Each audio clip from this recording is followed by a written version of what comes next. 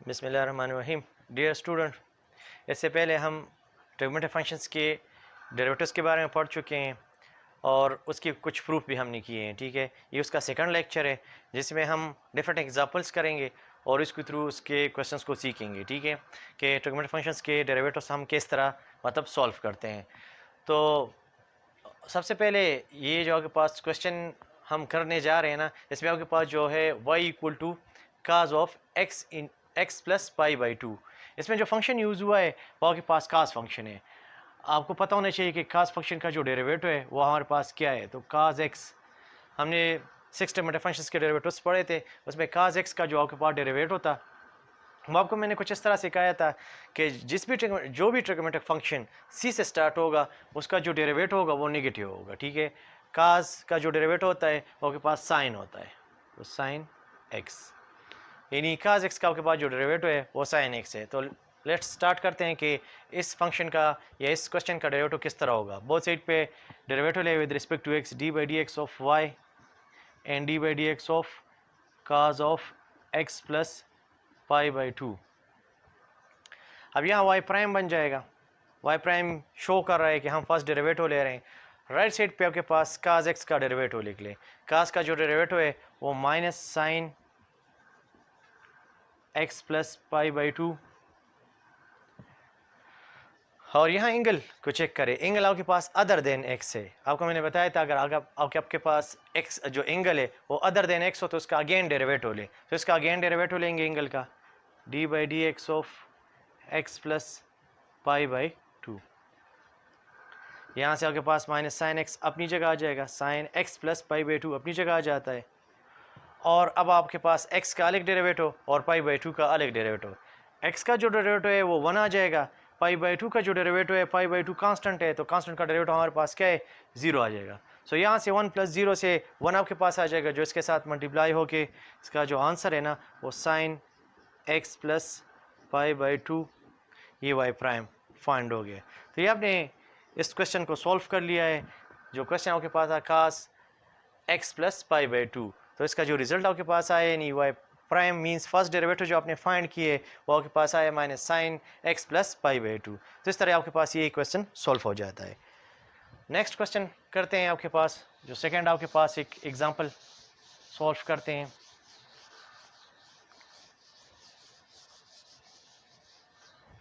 Next आपके पास है एक सिंपल सा क्वेश्चन और ले लेते हैं ताकि ये कंसेप्ट आपका क्लियर हो जाए। साइन जो अब इस जो क्वेश्चन सॉल्व करने जा रहे हैं इसमें जो फंक्शन है वो साइन है और जो एंगल आपके पास है ना वो बी साइन एक्स है। सो उसका जो वाई प्राइम होगा वो किस तरह होगा, y prime of this function. जब इसका हम डेरिवेटिव लेंगे तो डेरिवेटिव किस तरह लेंगे। पहले तो ये कि यहाँ आप नोट कर लें कि आपके पास जो फंक्शन आप यूज़ कर रहे हो उसका डेरिवेटिव आपको याद है भी या नहीं। साइन एक्स का डेरिवेटिव हमने पढ़ा था कि साइन एक्स का जो डेरिवेटिव होता है वो आपके पास काज एक्स होता है। साइन एक्स का जो डेरिवेटिव हमारे पास है वो आपके पास क्या है, काज एक्स है। सो लेट्स स्टार्ट कर लें। बोथ साइड पे derivative with respect to x ले, d by d x of y taking derivative on both side with respect to x and d by d x of sine into sine x. यहाँ एक बात note करें, ये जो आपके पास function है ना ये एक सिंगल फंक्शन है, दो फंक्शन नहीं है।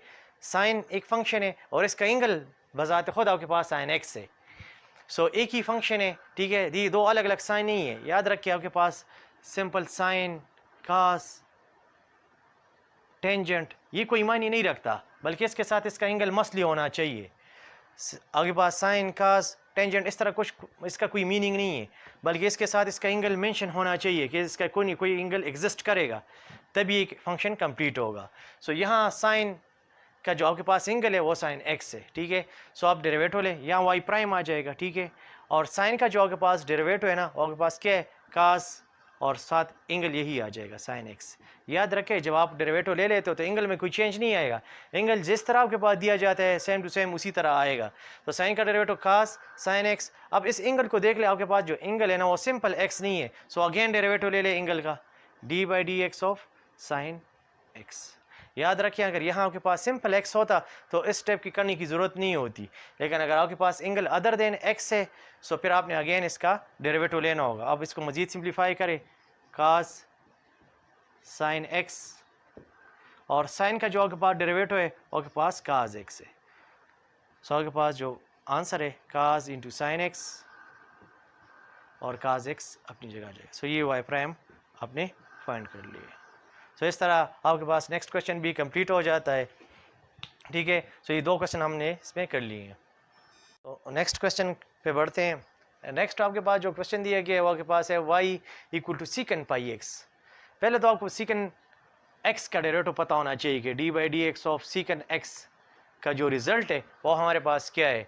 तो आपने पढ़ा था कि सीकन एक्स का जो रिजल्ट होता है वो सीकन एक्स टेंजेंट एक्स है। ये उस टाइम जो आपके पास एंगल सिंपल एक्स हो। अगर एंगल आपके पास सिंपल एक्स नहीं है सो अगेन आपने इस एंगल का डेरिवेटिव लेना होगा।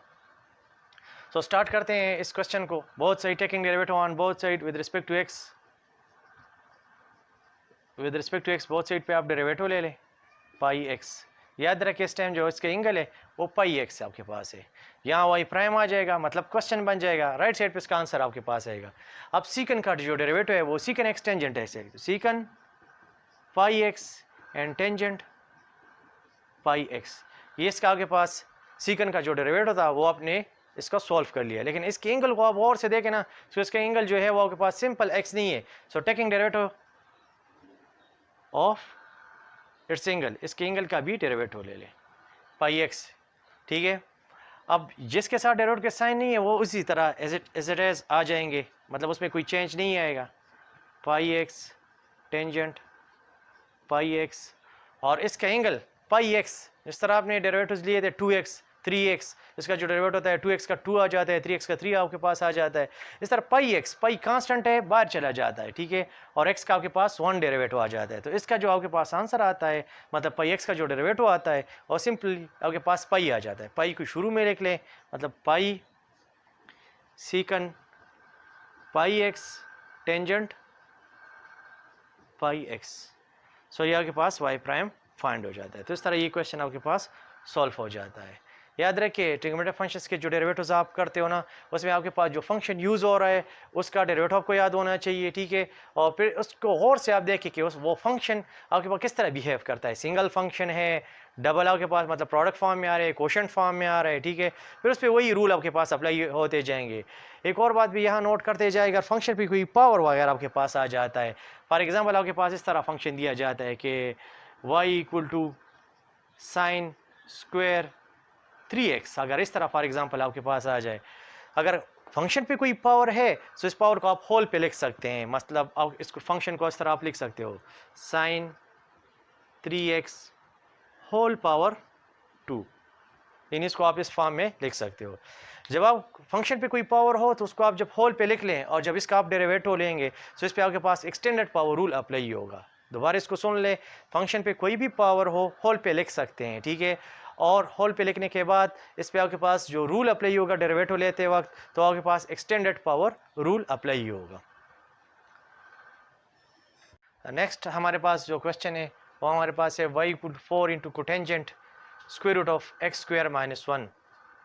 इसका वाई प्राइम आपने फाइंड करना है, लेकिन वाई प्राइम फाइंड करने से पहले आपके पास जो कोटेंजेंट का डेरिवेटिव है वो आपको पता होना चाहिए। D by d x of cotangent x, आपको मैंने बताया था कोटेंजेंट और टेंजेंट के जो डेरिवेटिव्स है वो स्क्वायर फॉर्म में है। नोट कर लें, कोटेंजेंट और टेंजेंट के जो डेरिवेटिव्स है वो स्क्वायर फॉर्म में है। कोटेंजेंट का जो वर्ड है वो सी से स्टार्ट होता है, इस वजह से इसका जो डेरिवेटिव होगा वो माइनस फॉर्म में होगा, मतलब वो नेगेटिव होगा आपके पास।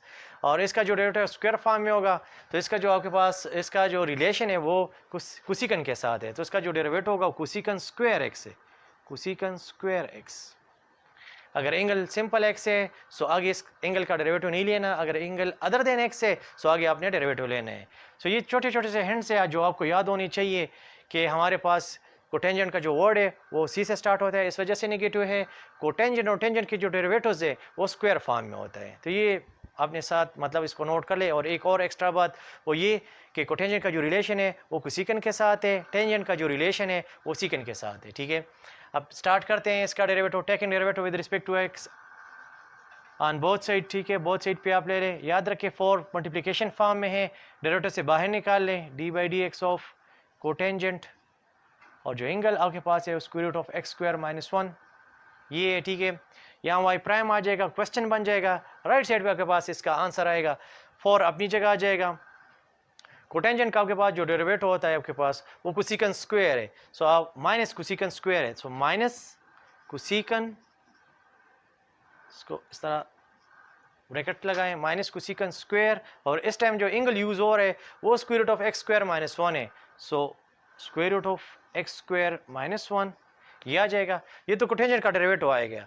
अब इसका जो एंगल है ना वो सिंपल एक्स आपके पास नहीं है, सो आप इसके एंगल का अगेन डेरिवेटिव ले, d by d x of x square minus 1, square root है तो स्क्वायर रूट की जो वैल्यू होती है वो 1 और 2 होती है, ठीक है।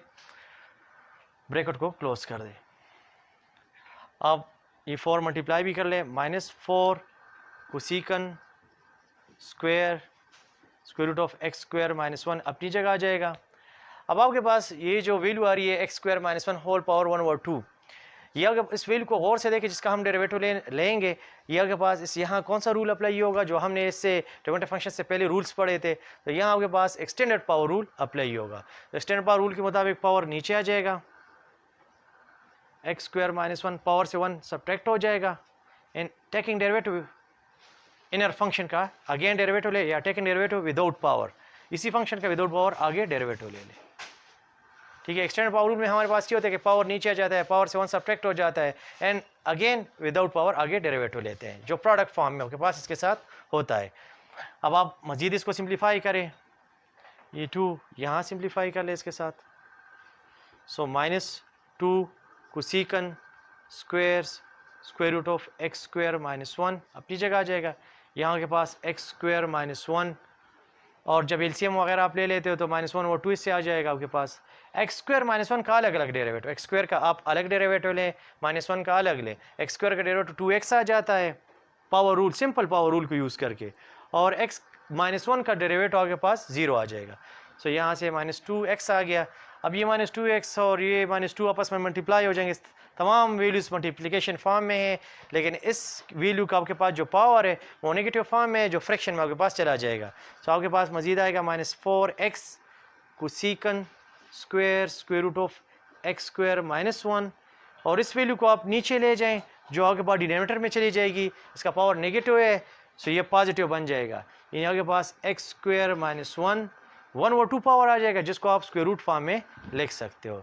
सो इससे आपके पास वाई प्राइम यानी इसका कंप्लीट डेरिवेटिव सॉल्व हो जाता है, जिससे आपके पास ये क्वेश्चन कंप्लीट हो जाता है। यहाँ आपके पास मैं थोड़ा सा आपको असाइनमेंट दे रहा हूँ जिसको आप चंद क्वेश्चंस दे रहा हूँ एज असाइनमेंट के तौर पे, उसको आप सॉल्व कर ले, इस पर प्रैक्टिस कर ले, उसमें कोई भी डिफ़िकल्टी हो सो आप मुझे ज़रूर मैसेज करें कमेंट में, ठीक है। वो फर्स्ट आपके पास जो असाइनमेंट का क्वेश्चन है, देखिए जितनी ज़्यादा आपकी प्रैक्टिस होगी उतना आपके लिए ये क्वेश्चंस इजी होते जाएंगे। सबसे पहले सिंपल से एक क्वेश्चन है कि y equal to sine x into cos x, ये first assignment question. Second one सबका आपने y प्राइम फाइंड करना है, फर्स्ट डेरिवेटिव आपने फाइंड करना है। सेकंड आपके पास है 2 कोटेंजेंट 3x। थर्ड वन आपके पास है y equal to 1 plus tangent 2x divide by cosecant 3x। थोड़ा सा हिंट भी दे देता हूँ कि आपने अपने असाइनमेंट को सॉल्व कैसे करना है। फर्स्ट वन क्वेश्चन को आपने प्रोडक्ट रूल के थ्रू सॉल्व करना है, सेकंड वन ऑलमोस्ट इसके साथ मतलब मैच कर रहा है, इसी को फॉलो करके आप इसको सॉल्व कर ले। थर्ड वन आपके पास क्वेश्चन रूल को आप यूज़ कर ले। सो इसी तरह आपके पास ये असाइनमेंट के क्वेश्चंस मसली आपने मुझे मतलब मेल करने हैं कि आपने इसको सॉल्व कैसे की है, ठीक है। आप और एक और रिक्वेस्ट ये है कि आप इस तरह के लिए मेरे चैनल को सब्सक्राइब कर लीजिए जिन लोगों ने सब्सक्राइब नहीं किया है, और लाइक वीडियो को ज़रूर करें।